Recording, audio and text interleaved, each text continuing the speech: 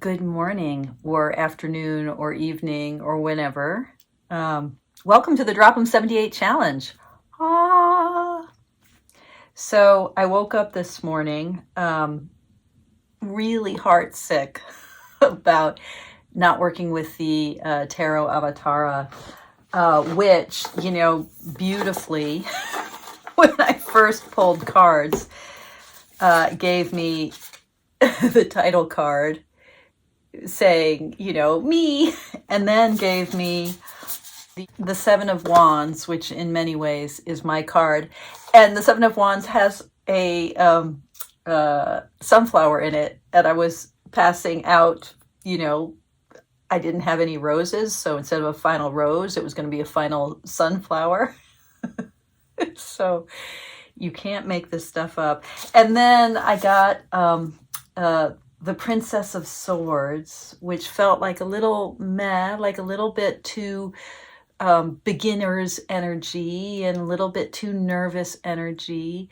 Although as I reflected on it this morning, I thought, oh, I am the Page of Swords. I'm many things. And the Page of Swords offers the possibility of being naive and a little bit defensive and owning that childlike part of myself.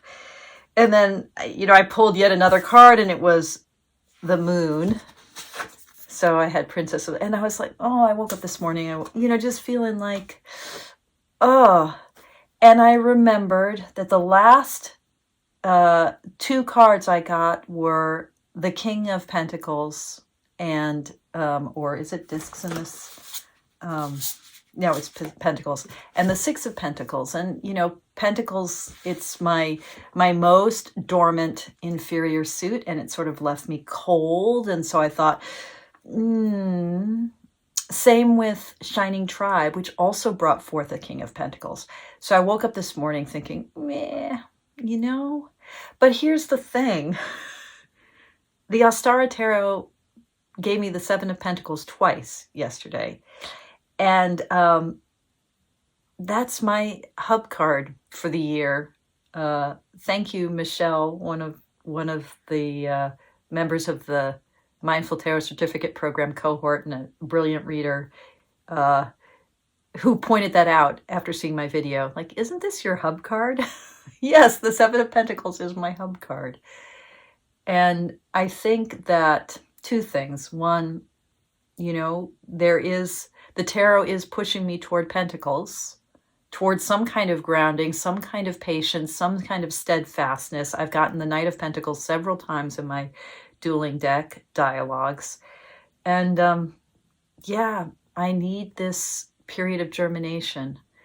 But I'm really sad about not working with the Tarot Avatara. So, if you're feeling pain and saying goodbye to a really loving friend and companion and potential soulmate, yeah, I feel your pain too. And one easy answer would be to say, oh, make the Tarot Avatara your calibration deck. But no, it deserves its own. It's not a side piece deck, right? So I'm not sure what that means. But what I will say for this morning is this is, again, a demonstration of the ways in which the mandala of tarot works. There are many, many paths up the mountain. That's like this cliche that as an interfaith chaplain, I fucking hate, because the mountain is always God, and it's usually like a Judeo-Christian God. And so this idea, oh, there are many paths up the mountain, is basically saying every religion is the same. Well, if you're a Zen Buddhist and you're not a monotheistic religion, every religion isn't quite the same. There isn't like a mountain that we all must climb. But anyway, okay, I digress. There are many fucking paths up the mountain, because the mountain is everything. The mountain is the whole shebang, people. And so, you will get the journey you need. You will get the journey you need. And this is not to say that there is no meaning out there and that we're all just making it up. But it is to say that the meaning out there is actually the meaning already in here. So So you will get what you need. I promise it. So without further ado, let me demonstrate the method of the Drop 'em 78. And, you know, if you're in the Facebook group, the encouragement is to post a daily post on the card of the day. If you're wondering what the order of the cards are, D is drop anchor with the Pentacles. So we start with the Ace of Pentacles, then we move on. R is responding with the Wands. So we then move next to the Wands, starting with the Ace of Pentacles with the Ace of Wands. O, so I'm spelling out drop 'em. O is for opening with the Cups, right? So then we move from Wands to Cups, starting with the Ace of Cups. P is for pierce through with the Swords. So then we move to the Ace of Swords. And the M is for manifest with the Majors. So we finish out the year starting with the Fool and ending with the World on December 31st. We are the world on December 31st. So that's the order. My website has this all listed out with the dates as well. You can print out that page if that's helpful. If you get lost along the way and you drop out of the challenge, drop back in. If you don't want to post on Facebook, people, there are no rules. This is for you. This is for all of us. Make this challenge yours. If you want to use many different decks, okay, that's not quite the Drop 'em 78 challenge. It doesn't hone your attention in the way that this challenge is designed to do. But again, people, this is for you. So do drop 'em your style. But let me demonstrate the style with a capital T, capital S, right? These are the rules. Okay. So the Ostara Tarot, I don't know why it's called the Ostara Tarot. I think the original founder was Molly Applejohn. These are 4 Vancouver, BC artists, I believe. I'll do some more research about them and see where they're up to now and maybe see if I can connect with them. I don't know if they're still working on tarot. But Molly Applejohn brought 3 colleagues, friends together to do this tarot deck. And she took the suit of Pentacles. So we're starting with Molly's suit. And as we'll see as we go through the minor arcana, each of the Ace through 10 in the minor arcana across the 4 very different visual styles of the 4 different artists, they each feature, 1 through 10, feature a different animal or family of animals, and the aces are identified with mice. So this is Molly's Ace of Pentacles, or discs, I think they're called in this card, in this deck. So a mouse in a garden, anticipating such abundance. The world is just enormous, enormous. There's so much. And I love this invitation to enter into this world of fantasy, which isn't a fantasy that's outside of our natural world. It's just our natural world, our world, from a slightly different perspective. Okay, so I am starting with the Ace of Pentacles, and the format for Drop 'em 78 is what I call the 3 Ds. And the first D is definitions. So everything I know about the Ace of Pentacles. You know, this is, we think of the aces as being the gift of the suit. So this card is presenting the gift of earth, the gift of pentacle energy. If you think about the Waite Smith deck with all of the aces having this kind of spiritual disembodied hand, the divine hand offering, holding forth the suit element. Here the divine hand is a mouse. So this sense of, you know, the gift of earth is little and it's infinite. There is no end. You know, I was saying in a recent video, step-by-step mindfulness, I always associate with the Pentacles, step-by-step, in a kind of mindfulness path, you know, just one moment at a time, one breath at a time, one step at a time, and we will never run out of path. There is nothing but life. That is the Ace of Pentacles, what it holds forth, the potential, the promise, the abundance. I love it. So the second D1 is definition. D2 is to pick a specific detail. And I am drawn to the fleur-de-lis at the center of this disc.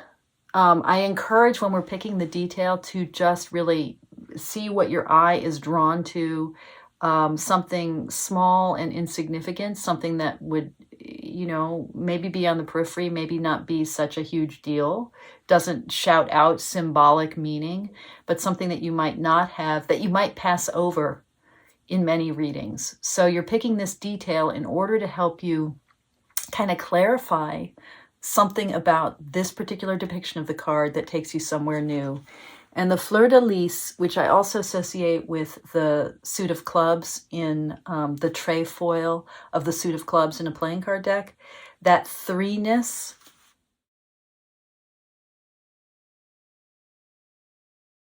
So that sense of the fleur-de-lis as this three energy, and threes in tarot for me, and the clubs in the suit of playing cards are always about birth and death.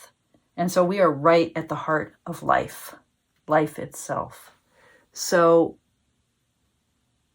that's my detail. This birth, death energy at the heart of the Pentacles, this threeness energy at the heart of the Pentacles. That's D2. D3, the third D in the format for writing up or thinking through a post for or a journal entry for the Drop in 78 challenge. D3 is discovery. There are a lot of ways to work with this discovery component. So one way, and I will do this will be part of my practice, whether I write it up into my journals or put it on Facebook or not, is to carry this card with me, the sense of the card, maybe literally carrying the card or taking, you know, my image of it with me throughout the day, and just, how is today an Ace of Pentacles day? How is this little mouse running through my day, right? How is the trefoil, the fleur-de-lis energy running through my day?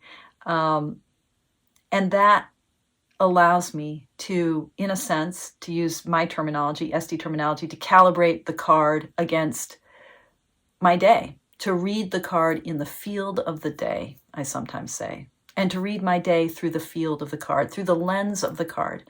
So the discovery is what we learn about the card through our life, or, okay, what we learn about the card through other contexts of which our life is one. So a divinatory context might also be helpful. So I might think to myself in this discovery element about striking moments where the Ace of Pentacles has come up in other readings. Last year's Ace of Pentacles for the Drop 'em 78, I was on my way to Omega to teach a workshop with Bob Place. I was sitting in the Seattle airport, eating a croissant, drinking coffee, anticipating this incredibly delicious opportunity to go teach in a beautiful place with a brilliant tarot visionary scholar, and life felt full. So that's part of my understanding of the Ace of Pentacles.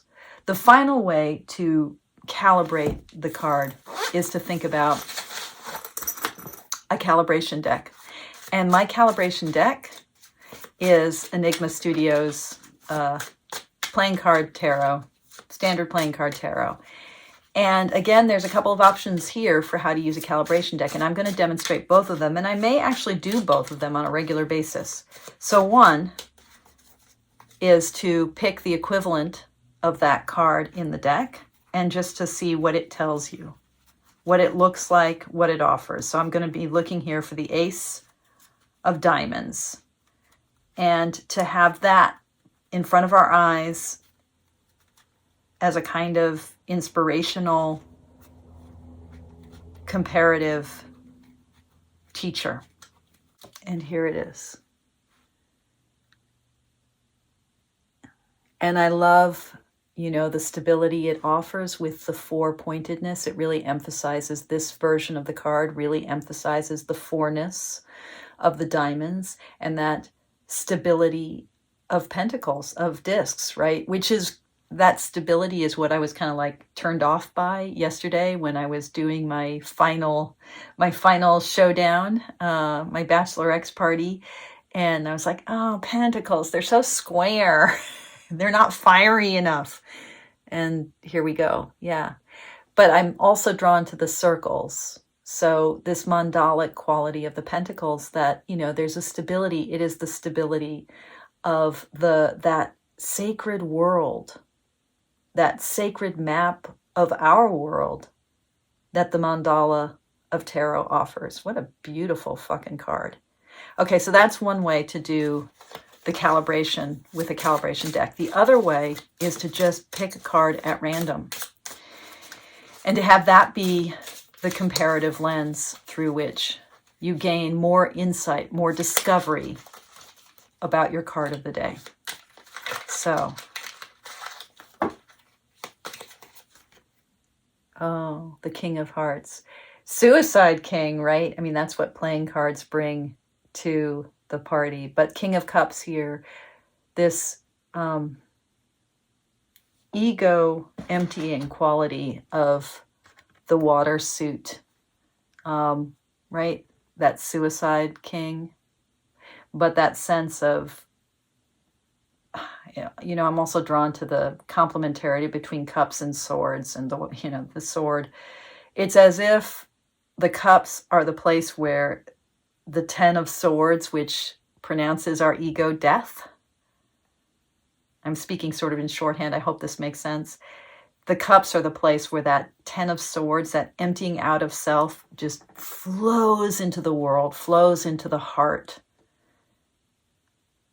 What a beautiful way to begin this challenge, with our little mouse holding the mystery of birth and death, holding the infinite abundance of life and spirit, and this sense of, yeah, of the bounty of this time.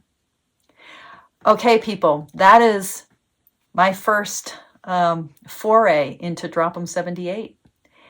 If you're seeing this prior to 12:30 p.m. on October 15th, please join us in the Zoom room for our monthly meeting. We'll inaugurate the challenge. And in the meantime, thank you so much for your practice.